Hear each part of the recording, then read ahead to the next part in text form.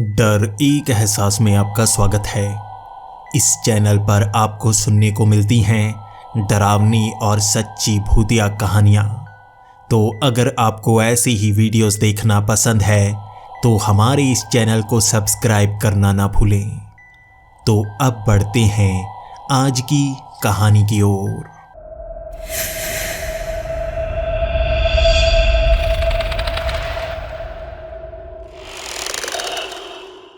Hello दोस्तों, मेरा नाम विक्टर महाजन है। अजीब नाम है ना, हर कोई मुझे यही कहता है, लेकिन ज़्यादातर लोग मुझे इस नाम से नहीं बुलाते बल्कि इससे भी ज़्यादा अजीब नाम से बुलाते हैं, द डेड मैन, यानी कि मरा हुआ आदमी। इसके पीछे भी एक कहानी है और आज इस कहानी को मैं आपके सामने लाना चाहता हूँ। ये बात 2 साल पुरानी है। उस समय मैं एक बैंक में काम किया करता था। बैंक से घर और घर से बैंक, हर रोज की मेरी यही रूटीन हो चुकी थी। मेरे माँ बाप तब गुजर चुके थे जब मैं बहुत छोटा था। तभी से मेरा नाम विक्टर महाजन पड़ गया। मैं तो जानता तक नहीं था कि मेरा असली नाम क्या है। लोग मुझे इस नाम से बुलाते थे तो मैंने अपना नाम भी यही रख लिया।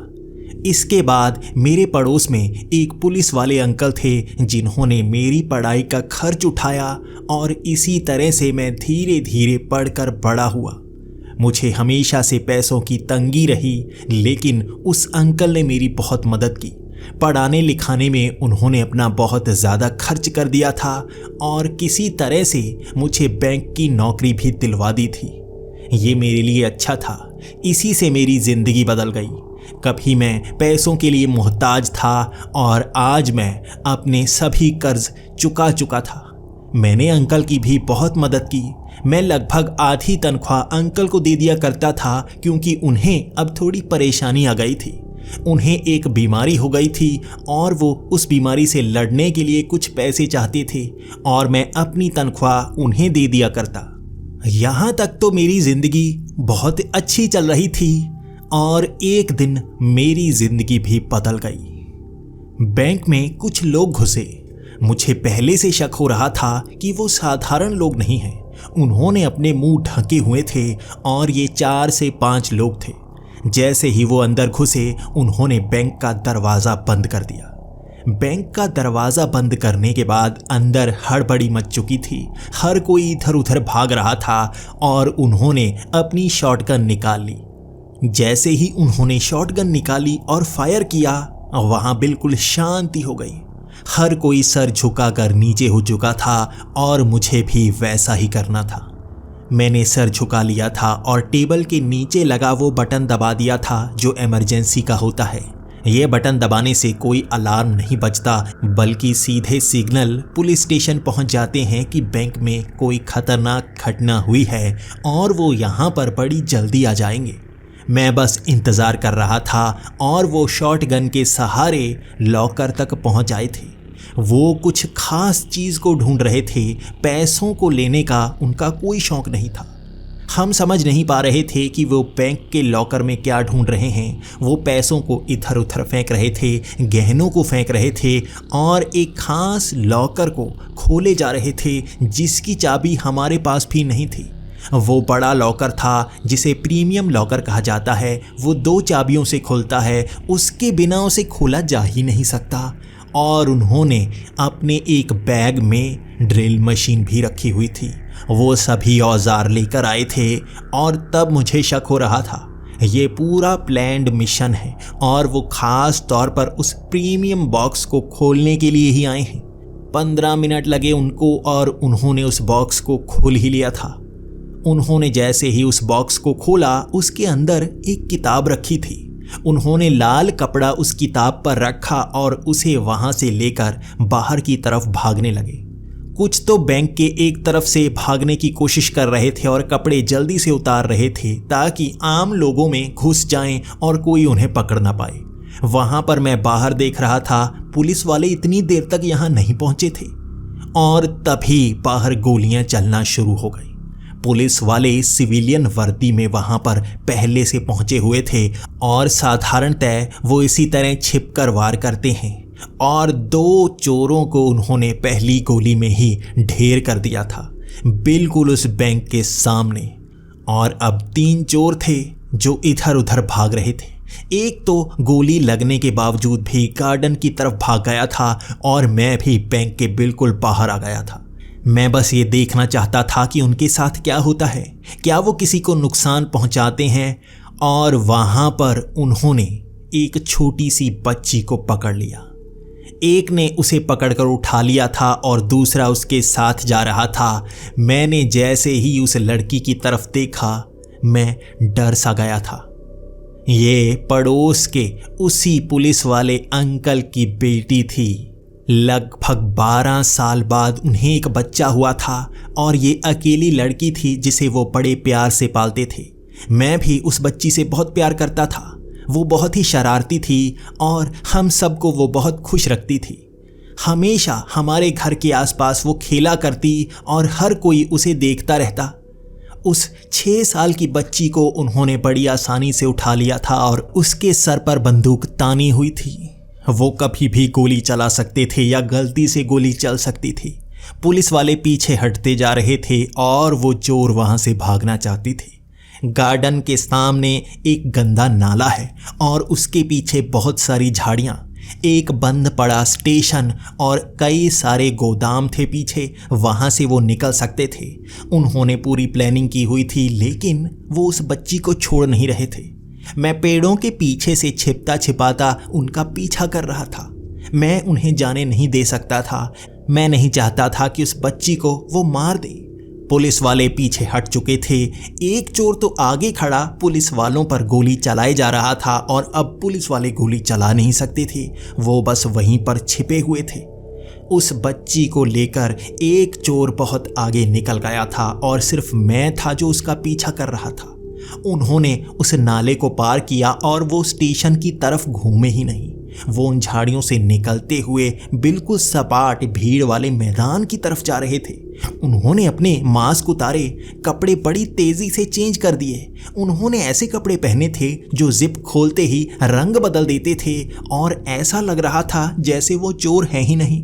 फिर भी उन्होंने उस बच्ची को पकड़ा हुआ था और वो उस भीड़ के बीच से जल्दी से उस कब्रिस्तान की तरफ भाग निकले।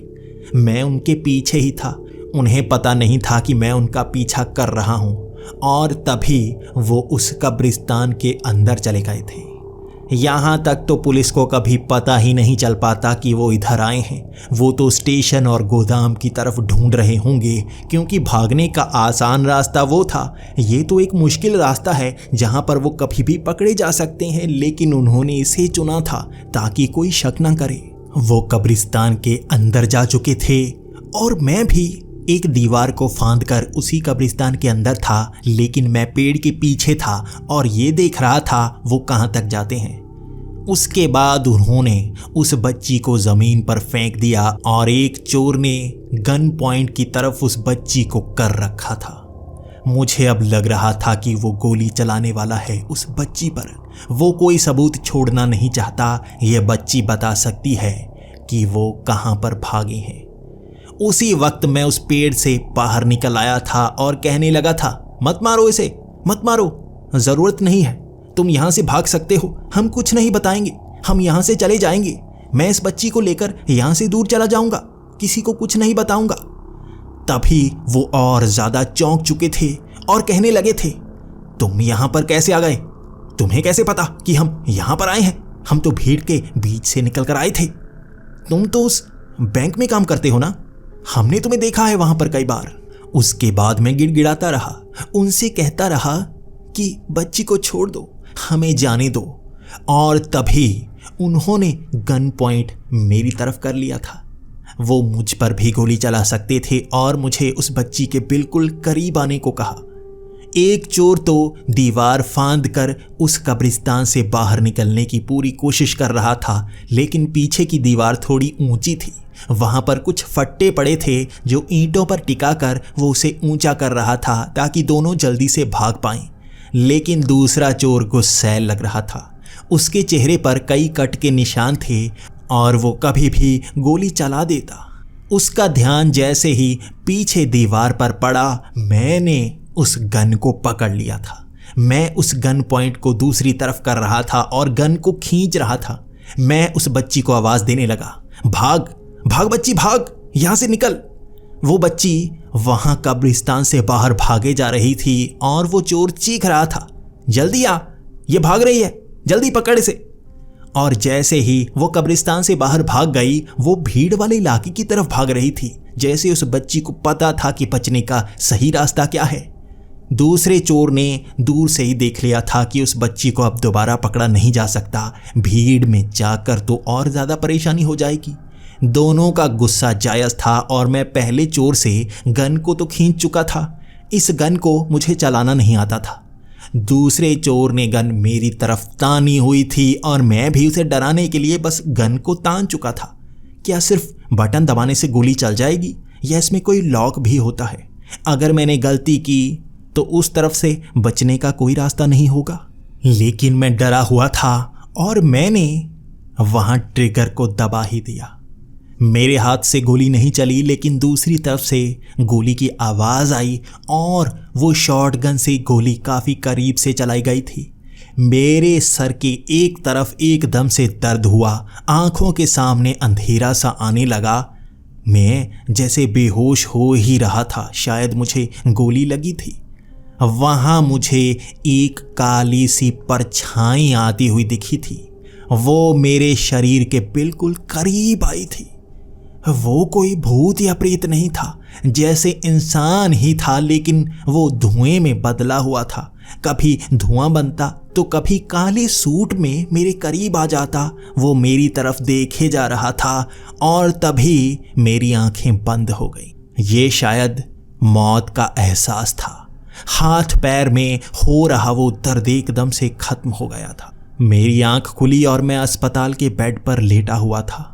मेरे चारों तरफ बस डॉक्टर ही डॉक्टर थे। वो लाल रंग की रुई बार बार सर पर रखते और उसे ले जाते। शायद मेरे सर से खून बहे जा रहा था। गोली मेरे सर पर लगी थी, मैं हिल नहीं पा रहा था। तब मुझे लगा शायद मुझे बेहोशी का इंजेक्शन लगाया गया होगा, लेकिन मैं बिल्कुल साफ साफ देख पा रहा था। सांस रुके सी जा रही थी, लेकिन दर्द का एहसास नहीं हो रहा था। शरीर हिल नहीं रहा था और वहाँ मशीन में रीडिंग धीरे धीरे कम होती जा रही थी। मेरे दिल की धड़कन बहुत कमज़ोर हो चली थी। फिर से मैं बेहोश हो गया। मेरी दोबारा से आँख खुली और मैं उसी बेड पर था। वहाँ पर और कोई मौजूद नहीं था। अब मैं थोड़ा सा हिल पा रहा था। अब मैं अपनी उंगलियों को हिला सकता था। मैंने उठने की कोशिश की, मैं थोड़ा सा उठ भी पा रहा था। मैंने अपने उस पिल्लो को थोड़ा सा पीछे किया और बैठ गया। मेरे सर में दर्द हो रहा था। मैंने हाथ लगाया तो मेरे सर पर कई सारी पट्टियां की गई थी। वहां पर मैंने 15 से 20 मिनट तक इंतज़ार किया, कोई तो अंदर आएगा। और लगभग 15 से 20 मिनट बाद कई लोग उस कमरे के अंदर आ रहे थे।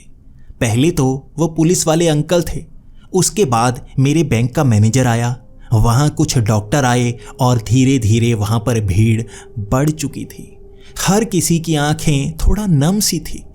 मैं उनसे पूछने लगा, क्या हुआ, क्या कुछ गड़बड़ हुई है, मैं सही तो हो गया ना?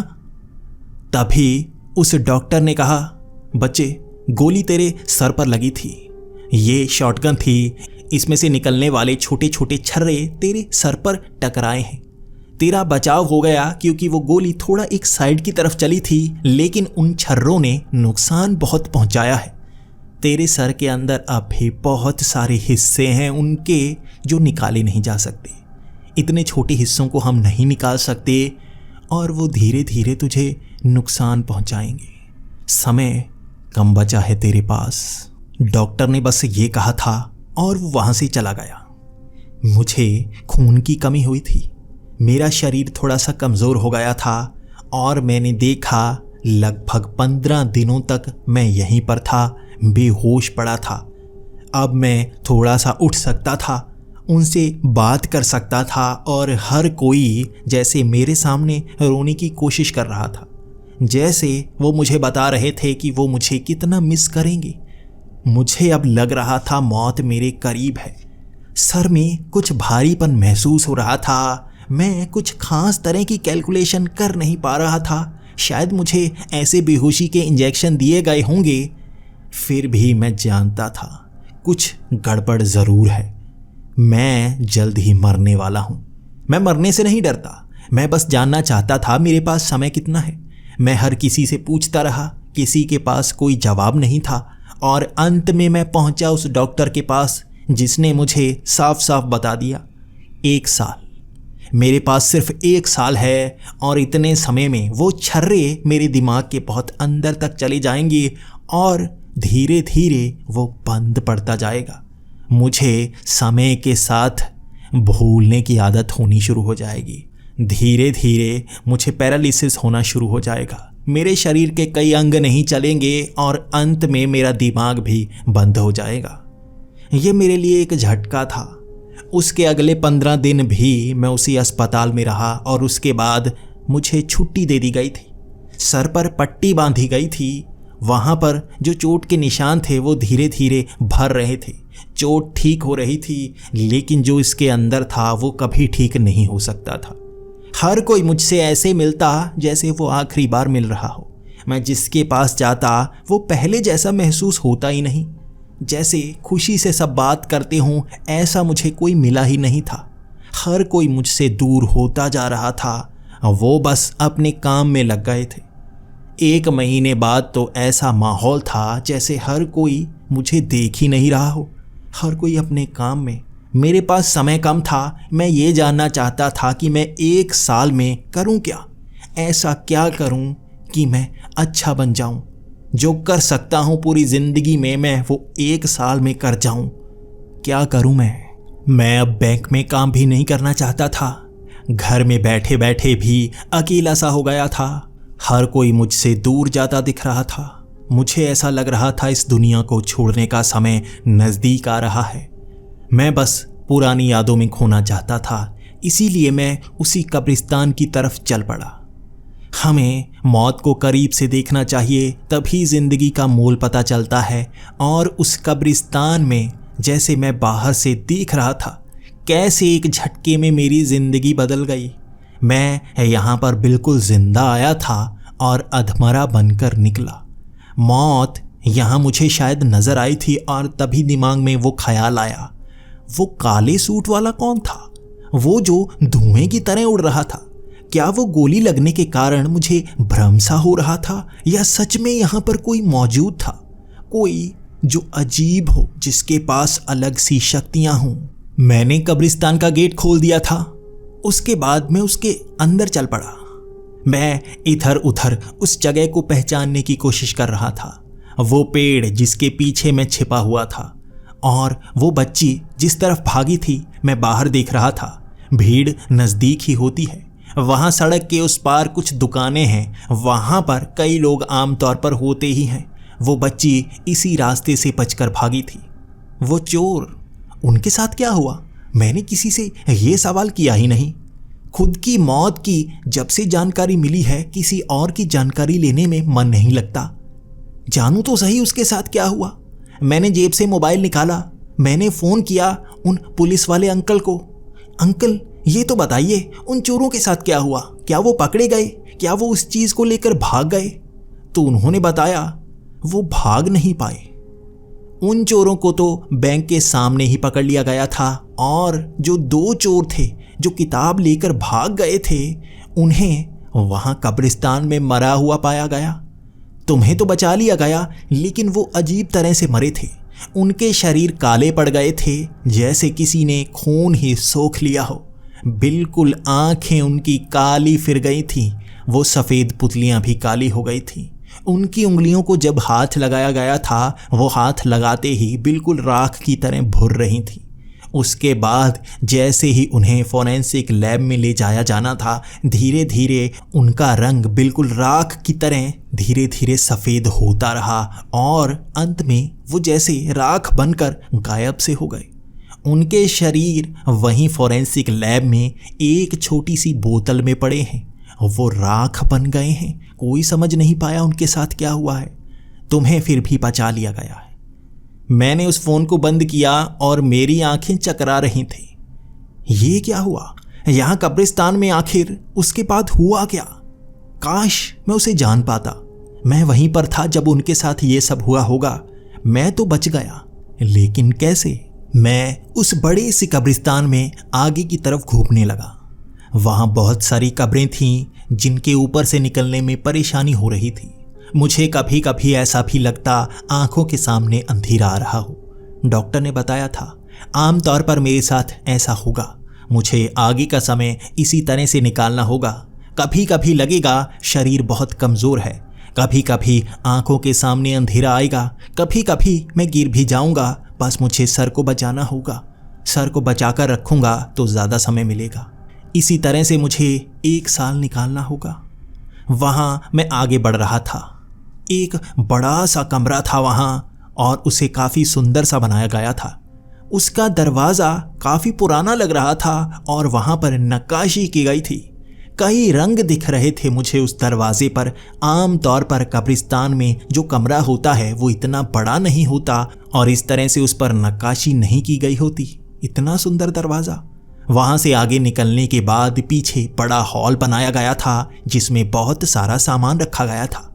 उससे आगे एक बड़ा सा पीपल का पेड़ था जिसके नीचे एक टेबल था, 2 कुर्सियां लगाई गई थी और एक तरफ एक आदमी दिखा मुझे।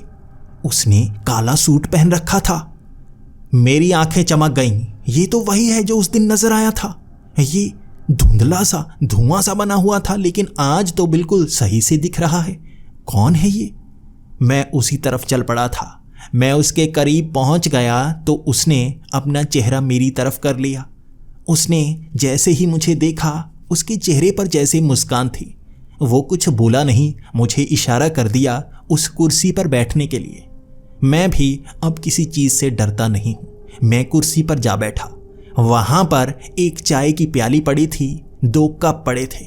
वो मेरे साथ वाली कुर्सी पर बैठ गया। उसने दोनों कप में थोड़ी थोड़ी चाय डाली और मुझे भी प्याली के साथ चाय का वो कप पकड़ा दी। उसके बाद जो उसके पहले शब्द थे, उसने मुझे थोड़ा हैरान कर दिया था।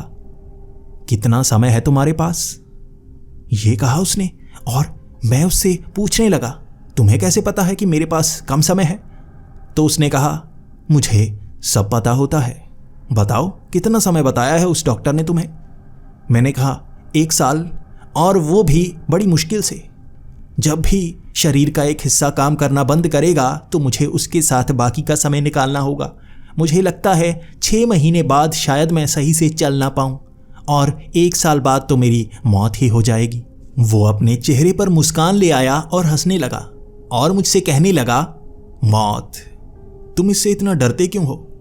क्यों इससे दूर भागते रहते हो? जबकि ये तो सच है, हर किसी को मिलती है, तो तुम डरते क्यों हो इससे?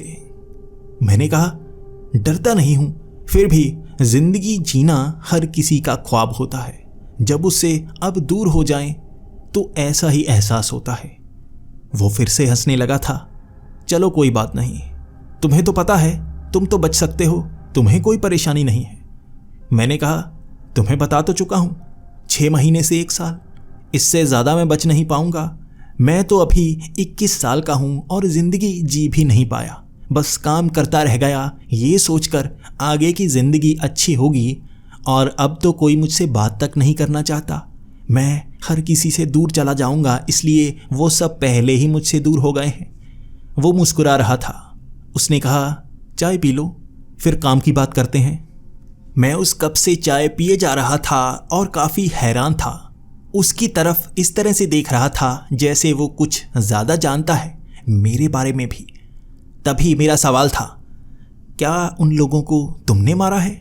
मुझे तुम बेहोश होते समय दिखे थे, तुम में से काला धुआं निकल रहा था, वो क्या था? क्या वो मेरा भ्रम था या सच में तुम मेरे करीब आए थे और उन्होंने तुम पर गोली नहीं चलाई थी?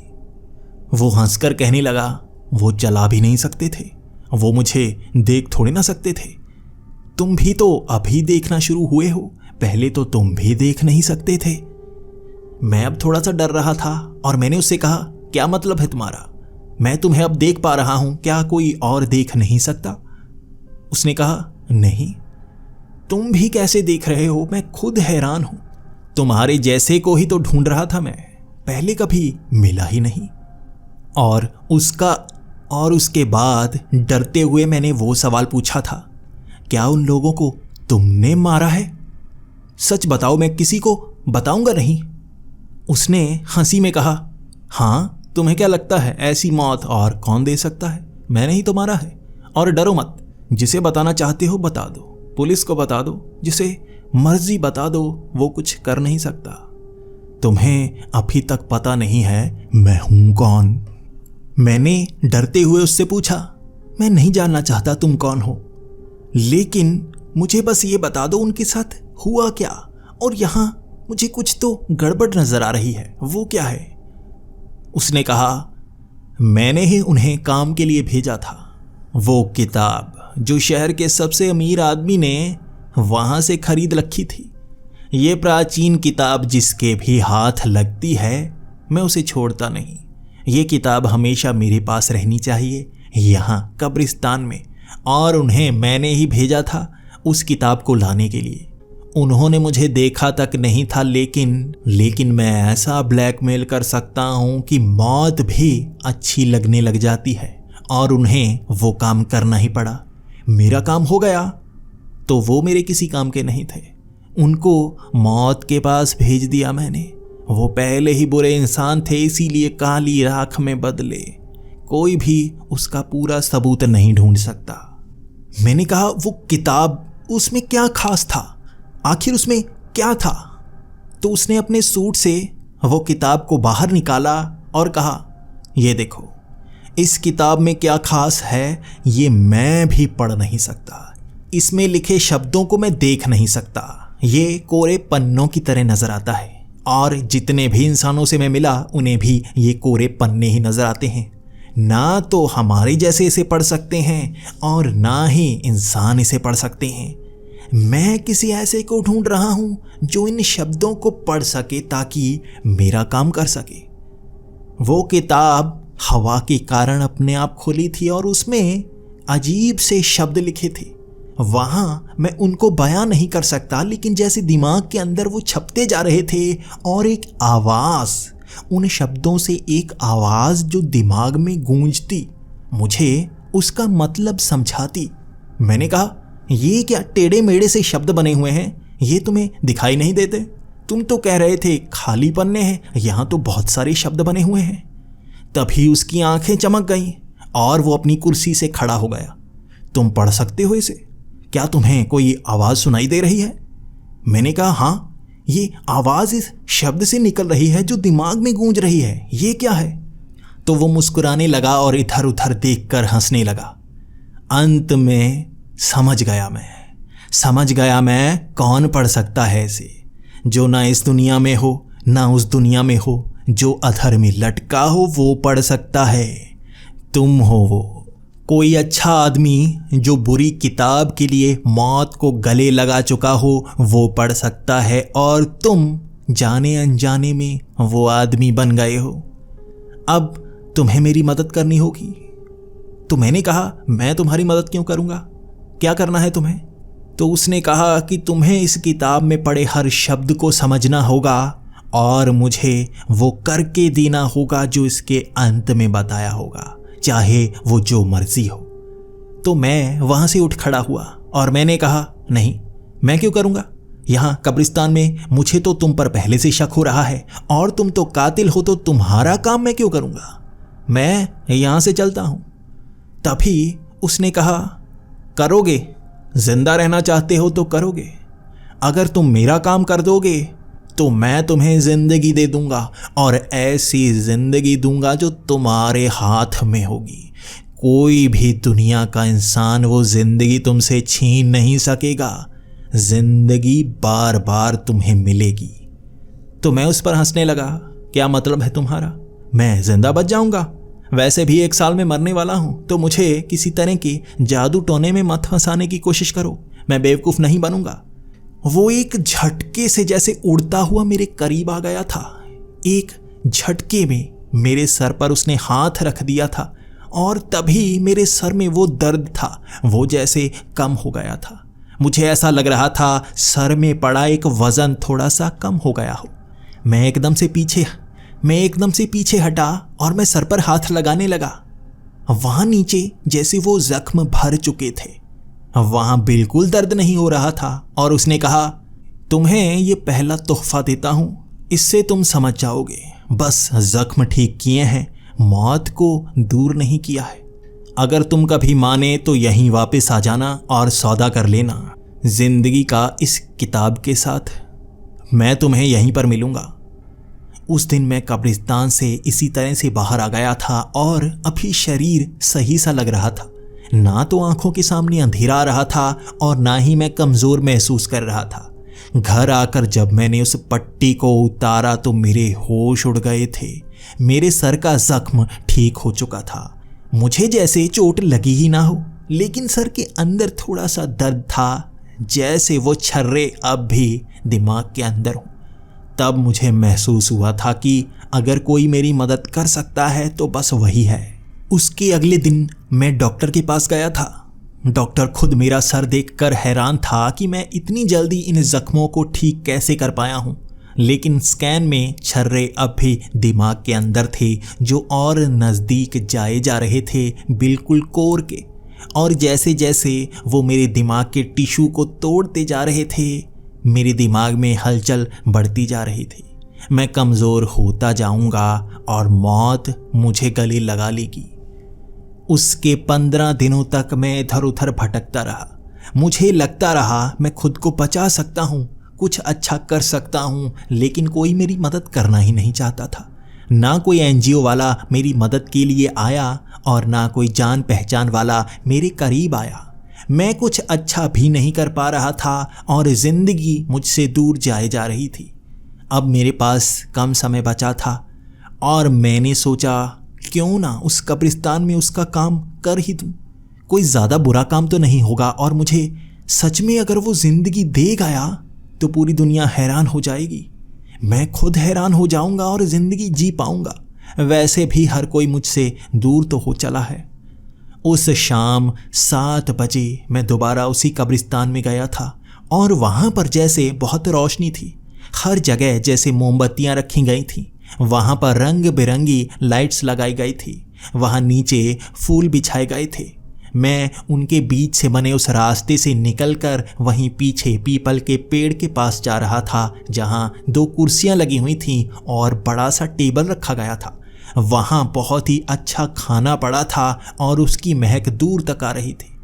एक तरफ खड़ा वो आदमी मुझे देखकर मुस्कुरा रहा था और इशारा कर रहा था कुर्सी पर बैठने का, लेकिन मैंने हाथ जोड़ दिए और कहा, मुझे वो काम करना है, मुझे मेरी ज़िंदगी चाहिए। उसके बाद वो खिलकर हंसने लगा और कहने लगा, खाना तो खा लो, काम तो हो जाएगा, डरो मत, यहाँ तुम्हें कुछ नहीं होगा, तुम्हारे पास समय बहुत है। जब तक मैं तुम्हारे नज़दीक हूँ मौत आ ही नहीं सकती। उसके बाद हम दोनों ने खाना खाया और अब मेरा उससे यही सवाल था, मुझे काम क्या करना होगा और क्या तुम मुझे ज़िंदगी दोगे? कैसे मिलेगी मुझे ज़िंदगी? तुम कैसे उन छर्रों को मेरे दिमाग से बाहर निकालोगी? वो हंसने लगा और कहने लगा, पहले मेरा काम करो, फिर मैं तुम्हारा काम करूँगा। उसने मेरे सामने वो किताब रख दी थी और मैंने जैसे ही उस किताब को खोला, मैं पहला पन्ना पढ़ने लगा। वहाँ से वो शब्द जैसे निकलकर आंखों में जा रहे थे, वो हवा में उड़ते हुए दिख रहे थे और मेरे कानों में आवाज़ आ रही थी। वो आवाज़ मुझसे कुछ कह रही थी। वहाँ मुझे जानकारी मिलने लगी और मैं जानने लगा ये किताब किसकी है। ये किताब दूसरी दुनिया की वो किताब है जो वहाँ शैतान को मिली होती है, लेकिन इसे हमेशा उसे पढ़ने नहीं दिया जाता। इसे पढ़ने के लिए ऐसा आदमी चाहिए होता है जो इस दुनिया का भी ना हो और उस दुनिया का भी ना हो। अधर में फंसा हुआ आदमी जैसे मैं, ना तो पूरी तरह से जिंदा ना पूरी तरह से मरा हुआ, बस मौत को करीब से छूकर आने वाला। उसके बाद मैं जानने लगा कि उसमें क्या बताया गया है। उसमें कहा गया है कि एक रास्ता है जो शैतान को वहाँ से यहाँ जोड़ता है। वहाँ उस दरवाजे को खोलने के बाद ही शैतान सफ़र कर सकता है। उस दरवाजे को खोलने के लिए इस किताब का आखिरी पन्ना वहाँ पर रखना होगा और इसमें लिखे शब्दों को बोलना होगा। और वो दरवाज़ा खुल जाएगा। उस पन्ने को इस किताब से फाड़ना होगा और वो पन्ना सिर्फ 10 सेकेंड के लिए ही फटा होगा, बाद में दोबारा इससे जुड़ जाएगा। और अगर उस समय में काम नहीं हुआ तो कुछ समय के लिए वो किताब निक्षण हो जाएगी, वो काम नहीं करेगी। इस किताब को पढ़कर मैं ये तो जान गया था, ये कोई साधारण काम नहीं है और कोई अच्छा काम भी नहीं है। मैंने उससे सवाल किया, ये तो दूसरी दुनिया का दरवाज़ा है, ये मौत का दरवाज़ा है और इसे खोलने से तो शैतान इस दुनिया में आ जाएगा और वो यहाँ और वहाँ का सफ़र कर पाएगा। मैं ये काम नहीं करने वाला। वो मुझे बार बार मनाने की कोशिश कर रहा था और मैं बस उसे मना किए जा रहा था। अंत में वो कहने लगा, तुम डर क्यों रहे हो? तुम्हें किस चीज़ का डर है? मैंने कहा, मैं शैतान को इस दुनिया में नहीं लाना चाहता, वो तो पूरी दुनिया को बर्बाद कर देगा। ऐसी चीज को इस दुनिया में लाना बेहद खतरनाक हो सकता है। तो वो हंसने लगा, किसे नहीं लाना चाहते? मैं तो पहले से यहीं पर हूं। ये शब्द कहकर उसने अपना रूप बदल लिया था। वो काला सूट जैसे उसके शरीर के अंग में बदल गया था। उसके काले रंग के पर नजर आ रहे थे, सर पर सींग नजर आ रहे थे। उसके शरीर से धुआं निकल रहा था जो धीरे धीरे आग में बदल रहा था। उसके शरीर से निकलने वाली वो तपिश मैं यहां तक महसूस कर रहा था। वो डरावना सा शरीर था और एक झटके में वो दोबारा अपने उसी सूट में आ गया। उसके चेहरे की मुस्कान मैं देख सकता था जैसे वो बेहद शक्तिशाली हो। उसने पैर रखा और ज़मीन थर्राने लगी थी और एकदम से ज़मीन का थर्राना रुक गया। उसने कहा, तुम देख सकते हो मैं तो यहीं पर मौजूद हूँ और क्या क्या कर सकता हूँ। मैं बेवजह ऐसा नहीं कर सकता क्योंकि मैं नियमों से बंधा हूँ। मैं बर्बादी नहीं ला सकता, मैं नियमों से बंधा हूँ। बस मुझे उस दरवाजे को खोलना है ताकि मैं वापस जा सकूं। मैंने कहा, तुम वापस क्यों जाना चाहते हो? तुम्हें तो इस दुनिया को बर्बाद करना है, मैंने किताबों में यही पढ़ा है। तो उसने कहा, नहीं, यह झूठ है। मैं यहाँ पर हमेशा से मौजूद हूँ लेकिन उस दुनिया में वापस जाना चाहता हूँ। वो है मेरी दुनिया, मैं यहाँ बंध चुका हूँ। उस दरवाजे को किसी समय बंद कर दिया गया था ताकि शैतान यहाँ इस दुनिया में ना आ पाए, लेकिन उसके बंद होने से पहले मैं यहाँ पर पहुँच चुका था। तब से मैं यहीं पर मौजूद हूँ। और तुम बताओ, कितना बुरा कर चुका हूँ मैं? कुछ नहीं किया मैंने इतना बुरा, बस मुझे अपनी दुनिया में वापस जाना है। अब उसकी बातें मैं भी मान चुका था तो मैंने भी उसे हाँ कर दिया। मैंने कहा, मैं कभी दूसरी दुनिया में नहीं गया, मौत की दुनिया में। तुम मुझे वहां कैसे लेकर जाओगे? और मैं वहां पर खत्म हो गया तो क्या करूंगा? मेरे पास कोई शक्ति नहीं है। वहां पर तो पिशाच, शैतानों के हिस्से और बहुत सारी चीजें होंगी। वहां तो तुम्हारे जैसे कई शैतान मौजूद होंगे। मैं किस किस से बचूंगा? आखिर मैं क्या करूंगा? तो उस शैतान ने कहा, नहीं, तुम्हें वहां पर कोई नुकसान नहीं पहुंचाएगा जब तक तुम्हारे हाथ में ये किताब होगी। हर कोई तुमसे दूर ही रहेगा। बस उस दरवाजे को एक बार खोल देना। उस दरवाजे को खोलते ही मैं अपनी दुनिया में चला जाऊंगा और ना पहले कभी कोई शैतान यहाँ आया, ना अब आएगा, और मैं भी हमेशा के लिए अपनी दुनिया में चला जाऊंगा। मैं मान चुका था और उसने मेरे सामने एक कॉन्ट्रैक्ट रख दिया। उसने कहा, मुझे इसके नीचे साइन करना होगा। ये किस भाषा में था मुझे समझ में नहीं आ रहा था, लेकिन इसमें जैसे खून से शब्द लिखे गए थे। ये भाषा पहचानी नहीं जा रही थी और ये शब्द भी टेढ़े मेढ़े से थे।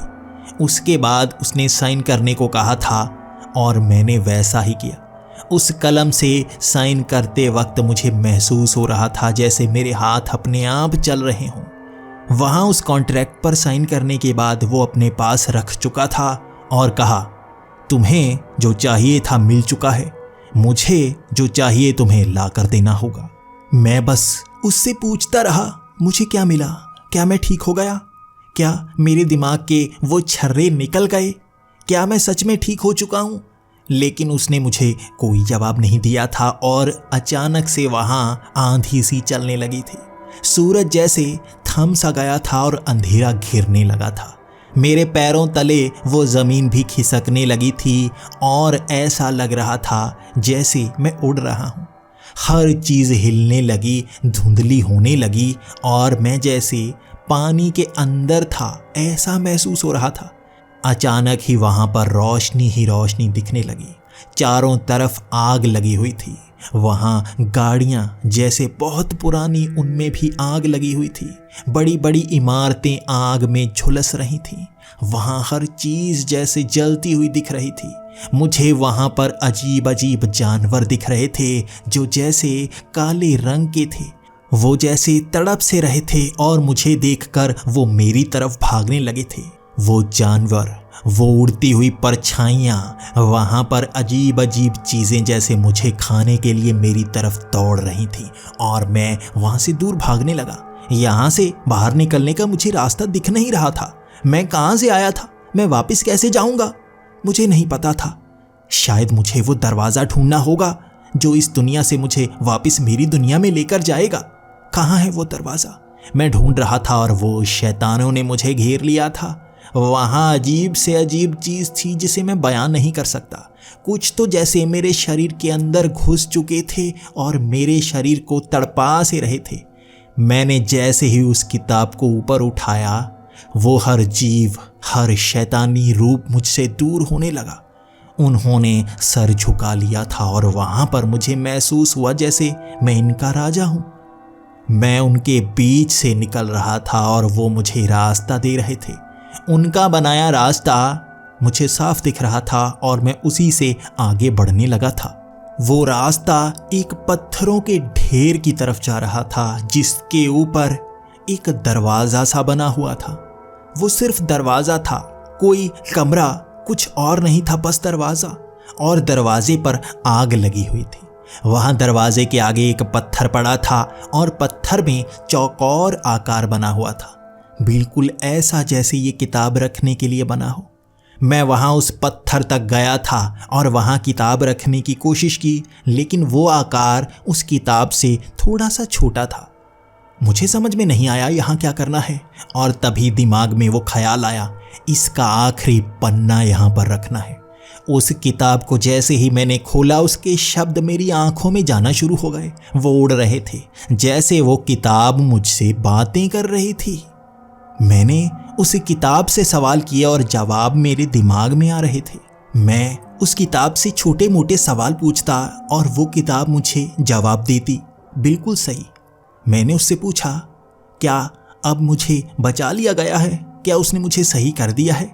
तो उस किताब ने कहा, हाँ, तुम अब मरोगे नहीं। मैं खुश हो गया था, लेकिन मैं नहीं जानता था ये किताब सही जवाब देती है या ये किताब भी बुरी तो नहीं। मेरे सामने वो दरवाज़ा था और मैं समय बर्बाद नहीं करना चाहता था। वो सब जीव तो जैसे मुझ पर झपटने को तैयार थे, बस किताब मेरे हाथ से दूर होती और वो झपट कर मुझे यहीं पर ख़त्म कर देते। मैंने उस किताब का आखिरी पन्ना उससे फाड़ा और वहीं पर उस पत्थर पर रख दिया, जिसके बाद रोशनी ही रोशनी चारों तरफ फैल सी गई। दूर से एक रोशनी का धमाका सा हुआ, जिससे उड़ने वाली हवा ने वहाँ पर वो आग को कुछ पल के लिए बुझा सा दिया था। वो दरवाजे से निकल रही चमक मुझे दिख रही थी। सामने उस दरवाजे के पार मुझे पेड़ दिख रहे थे। ये मेरी दुनिया थी। वो दरवाज़ा खुल रहा था और मैं उसे रोकना नहीं चाहता था। तभी वो पन्ना दोबारा उसी किताब में जुड़ गया। वो किताब दोबारा बात करने लगी, इस दरवाजे को पूरा मत खोलना, इस दरवाजे को आधे में रोक दो। मैं नहीं जानता था ये किताब मुझे इस दरवाजे को रोकना क्यों चाहती थी, लेकिन मैं डर गया और मैंने उस दरवाजे को आधा ही रोक दिया। वो दरवाज़ा वैसा ही आधा रुक चुका था और उस छोटे से रास्ते से मैं पार जा सकता था। मैं उस किताब को लेकर उसके पार चला गया था। मैं उसी कब्रिस्तान के सामने निकल गया था और वो शैतान मेरी आंखों में आंखें डाले जैसे गुस्से में था और वो मुझ पर चिल्लाने लगा, दरवाजे को पूरा क्यों नहीं खोला? तुमने कहा था दरवाज़ा खोलना है तो पूरा क्यों नहीं खोला? मैंने कहा, मैंने वादा किया था दरवाज़ा खोलने का, पूरा खोलने का वादा नहीं किया था। और इस किताब ने मुझे बताया इस दरवाजे को पूरा नहीं खोलना, इसीलिए मैंने रोक दिया। तो तुम्हें इस किताब को समझाना चाहिए। मुझसे बहस करने की कोई ज़रूरत नहीं है। मैंने तुम्हारा वो काम कर दिया है। तुम इस छोटे से रास्ते से वापस जा सकते हो, वहाँ अपनी दुनिया में चले जाओ।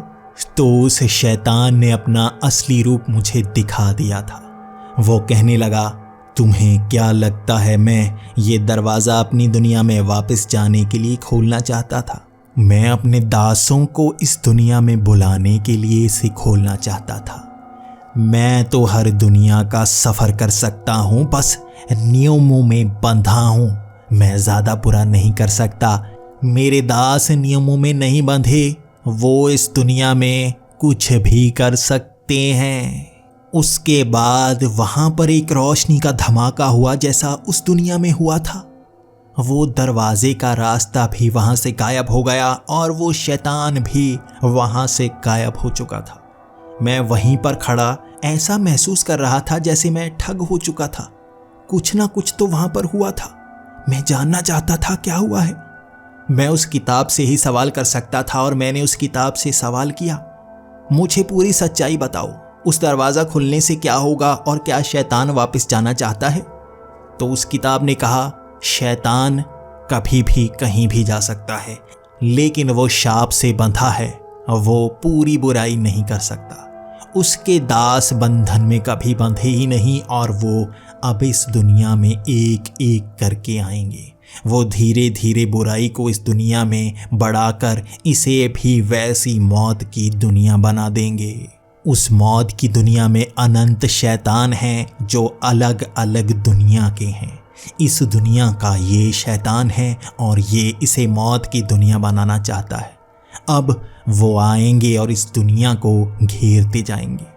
इस दरवाजे को बंद करना होगा और इसका रास्ता बस वो शैतान जानता है जो इसे हमेशा बदलता रहता है। तुम्हें उन सब को रोकना होगा। मैं उस किताब की बातें तो समझ गया था, लेकिन मैं कुछ कर नहीं सकता था। मैं साधारण इंसान हूँ जो साल में मरने वाला था और शायद उसने मुझे ज़िंदगी दे दी है, लेकिन क्या मैं इस ज़िंदगी का इस्तेमाल भी कर पाऊँगा, या मैं किसी ऐसी परेशानी में फंस गया हूँ जहाँ से बाहर नहीं निकल पाऊँगा। मैं उस दिन घर आ गया था और वो किताब मेरे हाथ में ही थी। मैं नहीं जानता था उसका क्या करूँ, बस वो मेरे हर सवाल का जवाब देती थी। उसके अगले दिन ही मैं अस्पताल गया और मैंने अपना स्कैन करवाया। अब भी वो छर्रे मेरे दिमाग में थे और डॉक्टर हैरान था मैं यहाँ दोबारा क्यों आया हूँ। मैं मायूस वहाँ से बाहर निकल रहा था। शायद मेरी मौत नज़दीक थी और उसने मेरी कोई मदद नहीं की। उसने बस अपना काम करवाया और मुझे ठग कर वहाँ से चला गया। मेरे पास अब वो किताब है और एक राज है। दूसरी दुनिया के वो जीव अब धीरे धीरे इस दुनिया में आने वाले हैं।